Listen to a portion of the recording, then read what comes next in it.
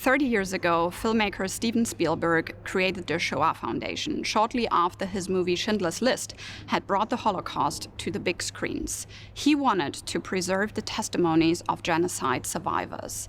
To this date, the Shoah Foundation has recorded more than 56,000 testimonies. DW was able to speak to its executive director, Robert Williams, at a time when anti-Semitism is on the rise globally. Robert Williams, Executive Director of the USC Shoah Foundation. Welcome to DW.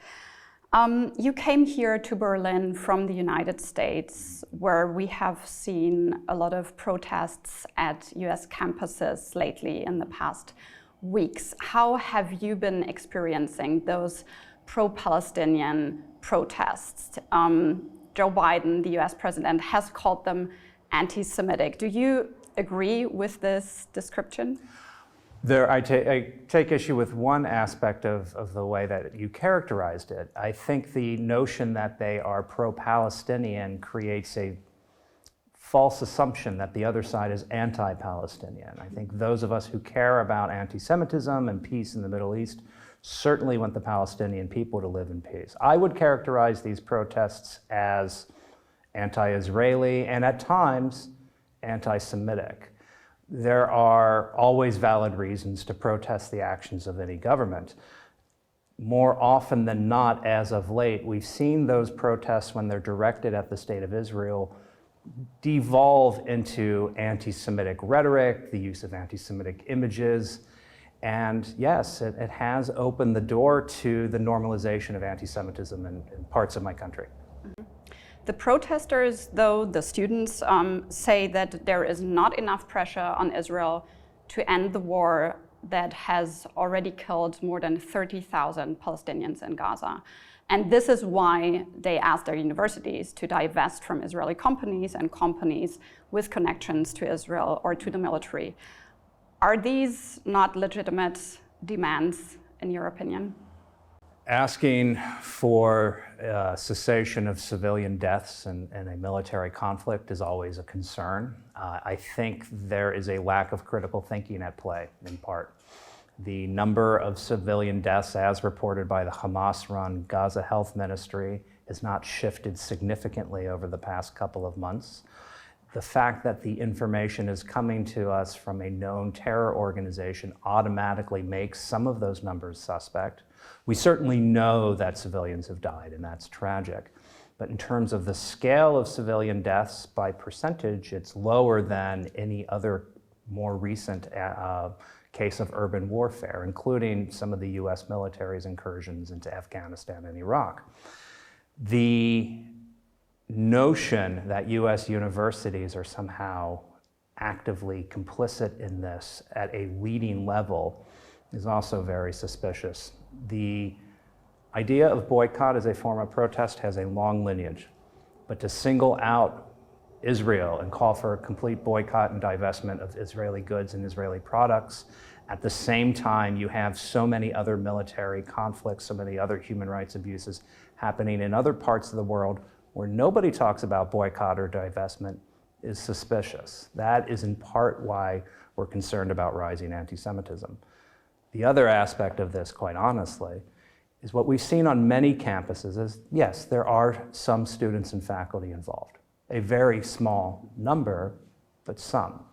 There are also more and more outsiders coming onto campuses, including campuses in urban areas like Washington, D.C. and New York City. One has to wonder how much this is something that is homegrown within certain universities and how much is coming from the outside. Mm-hmm.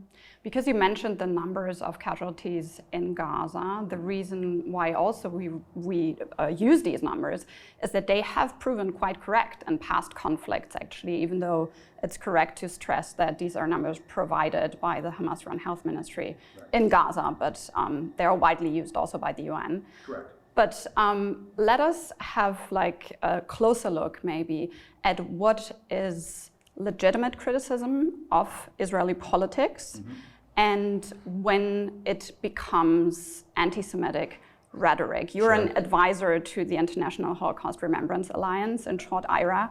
So where do you draw the line? Well, it's important to note that when it comes to criticism of Israeli government policies, no community is more critical than the Israeli public itself. We often forget that prior to 7 October, hundreds of thousands of Israelis were in the streets. I've witnessed a few of those protests in Jerusalem last summer, and they're back on the streets, voicing concern about the direction their country is taking, the actions of their government, the need to release the hostages. Civil discourse and civil disobedience have a role in this. But we have seen from time to time certain use of phrases and words that play on old anti-Semitic stereotypes in the context of these protests. Obviously, if you are blaming the entire Jewish diaspora, Jews around the world, for the actions of the Israeli government, that is a form of anti-Semitism. If you are using images that show Jews as somehow particularly murderous or preying upon children in particular, those are playing on medieval anti-Jewish stereotypes that have been with us for almost a full century. That is a form of anti-Semitism. If you are, quite honestly, singling out the state of Israel and calling for its complete destruction because of putative charges leveled against it, but not calling for the destruction of other countries that also have their set of problems, it may not be anti-Semitism, but it's certainly suspicious.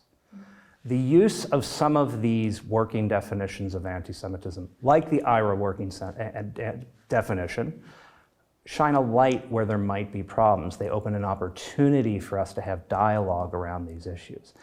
Sometimes the distinctions are very clear, very black and white. Sometimes they are a little more opaque. We're seeing, unfortunately, too many forms of black and white cases of anti-Semitism around anti-Israel criticism right now. There is some criticism on the IHRA definition because it is so broad that you can actually interpret it widely, that some say this is opening a door for silencing legitimate criticism of Israel. Can you understand some of this criticism? I can, sure. We have a world right now where almost everything can become politicized, almost anything can become misused, almost any resource can be used as a cudgel to restrict speech or to encourage dangerous speech on the other side of that coin. The IHRA definition, at the end of the day, provides guidelines for civil discussion on the very complicated but important issue of anti-Semitism. We've been quite clear at the IHRA, and I've been quite clear personally, that it is primarily an educational resource and a resource that can be used for the tracking of anti-Semitism in its various forms. However, depending on the national contexts in which the IHRA definition is used, it can also become a resource to limit harmful speech that can threaten communities. Depending on each country's freedom of speech laws and provisions, that can be used or misused in various ways. But to be clear, the IHRA definition has international consensus and agreement. It's been adopted by more than 40 countries. There are 2 alternate definitions. Neither have been adopted at the national level anywhere, and those 2 definitions could be misused just as much as the IHRA definition. We need a baseline in order to understand anti-Semitism. The IHRA definition allows for that. Mm-hmm. We have seen a rise in anti-Semitism since October 7th, but already before in Europe, in the US, and elsewhere. Yes. How concerned, how alarmed maybe are you? I'm extremely concerned and beyond alarmed. In countries that have taken anti-Semitism very seriously, like the Federal Republic of Germany, it's still frightening to see that there has been more than an 85% increase in anti-Semitic incidents over the course of the last 10 years. Now, I think the reason we know that is because Germany has taken the issue so seriously and monitors it. In countries that take it less seriously than Germany, elsewhere in the EU, we've seen rises of more than 100%. And it's not particularly Eastern Europe or Northern Europe. This is something that's found across the continent. Even more disturbing, though, the rise of anti-Semitism in the US context is rather unprecedented.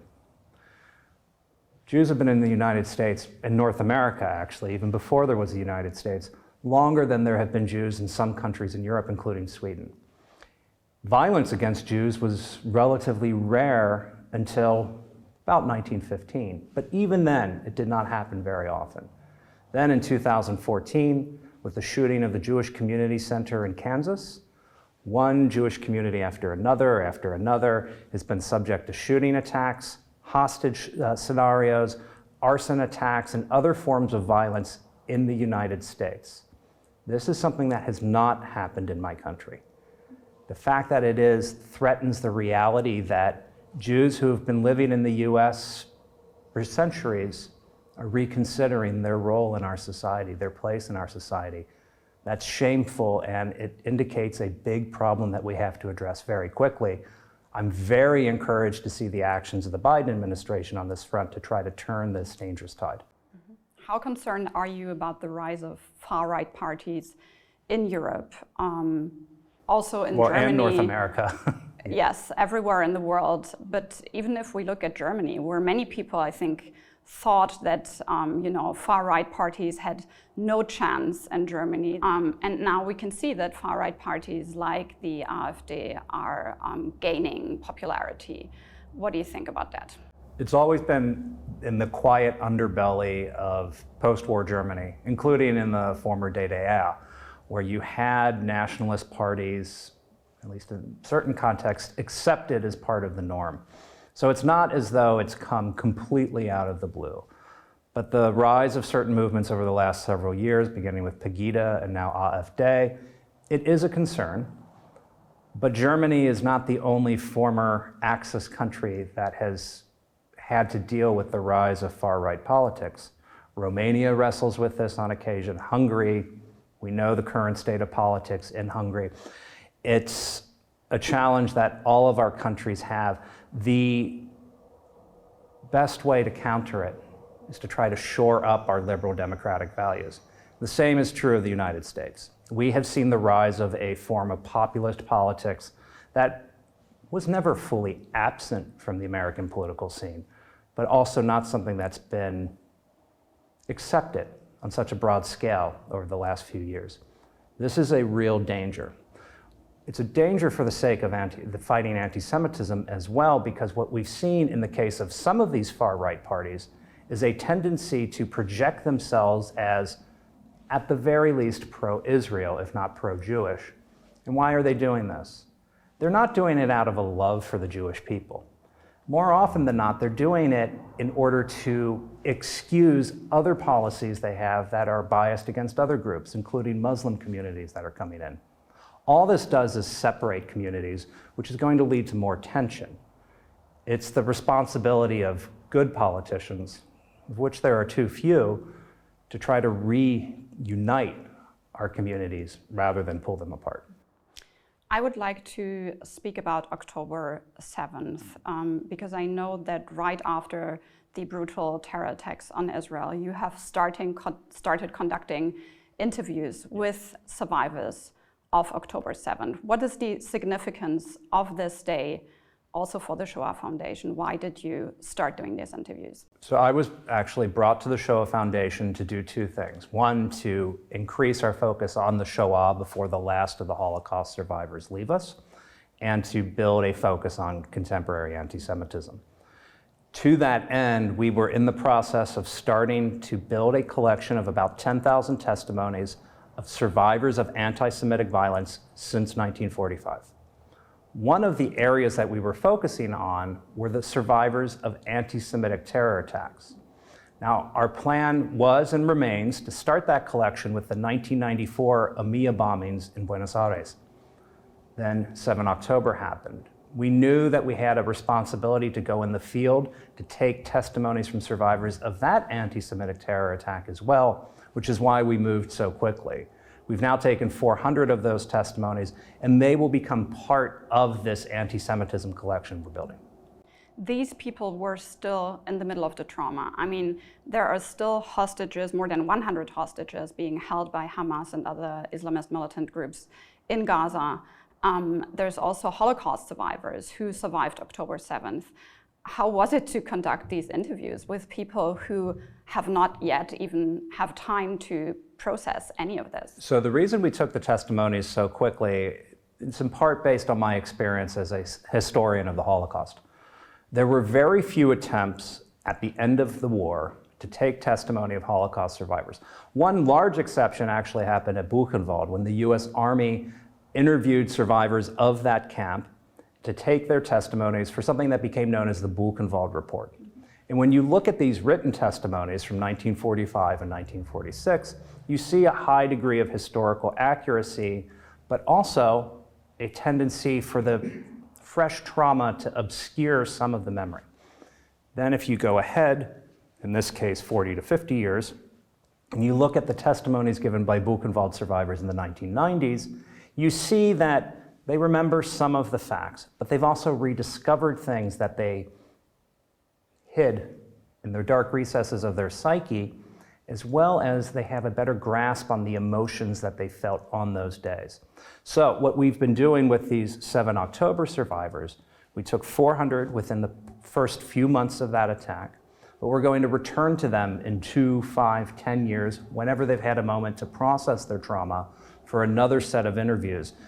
This will help us from a scientific perspective understand how to take better interviews over time, but we hope it will also contribute to a sense of healing across Israeli culture and across the world, where we're still trying to process what exactly happened on that day. And you are still looking for Holocaust survivors to give their testimonies. And still we know this is a race against time. Soon there won't be any Holocaust survivors to tell us firsthand about what they had to experience. What can you do to actually, give these testimonies to future generations to make it accessible for them to kind of meet a survivor? Well, there are two parts to your question. The first is identifying where the survivors who are still living are. There are about 246,000 Holocaust survivors still alive today. Their average age is more than 86 years old. And the vast majority of those survivors experienced the Holocaust in the states of the former Soviet Union, in Eastern Europe, and in North Africa, regions that most of us actually did not take testimony from in the 1990s. So in order to build a more complete collection for historians, scholars, and family members down the road, we have to take those testimonies before it's too late. Access is essential. The maintenance of the archive of the USC Shoah Foundation is not without considerable cost. However, we have taken it as our goal to make that freely available to the world by the end of the calendar year, assuming we can find the funding, because this is a global resource. We know people want to access these testimonies. Last year, we put a certain portion of those testimonies online for free. The public, without much advertising, watched a combined more than 424 years worth of content. People want access to these testimonies. We have to make them available. Mm-hmm. I would like to ask one question that goes a bit further, because I know that the Shoah Foundation is not only doing interviews with survivors of the Holocaust. I mean, you already told us about October 7th, but also with survivors of other genocides. Now, this term genocide is highly being debated at the moment, also in regards to Israel, and even in front of the International Court of Justice. What's your take on this term of genocide in regards to Israel? Oh, in regards to Israel. In regards to Israel, I think the current conflict fails to meet the threshold of the 1948 UN Genocide Convention. Now, does that preclude the possibility of other crimes having happened? No, of course not. And we know that the Israeli military is investigating several cases of excessive use of force in this conflict. But from the perspective of a scholar of the Holocaust and of genocide, it does not meet that international legal standard. There's a second part to the question, though, that I think is also worth noting. the term genocide has a particular political value that has forced so many other atrocity crimes to try to claim the mantle of genocide.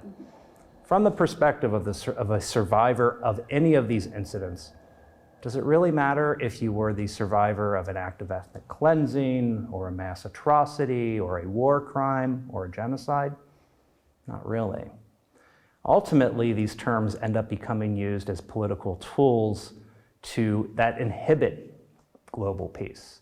I think we have a duty to reconceive how we address all of these issues and where that we apply them. To apply them almost exclusively right now to the state of Israel is curious, particularly when you have mass atrocities happening in other parts of the world that we're turning a blind eye to, including in Eurasia. We are only a few months, relatively speaking, from the ethnic cleansing that took place in Nagorno-Karabakh. The global community basically didn't care. Why are we not also worried about what happened there? Why are we not focusing on crimes that are being committed in Asian countries, or in African countries, or in Latin American countries? The hyper-focus on Israel is curious. Thank you so much for the interview. Thank you.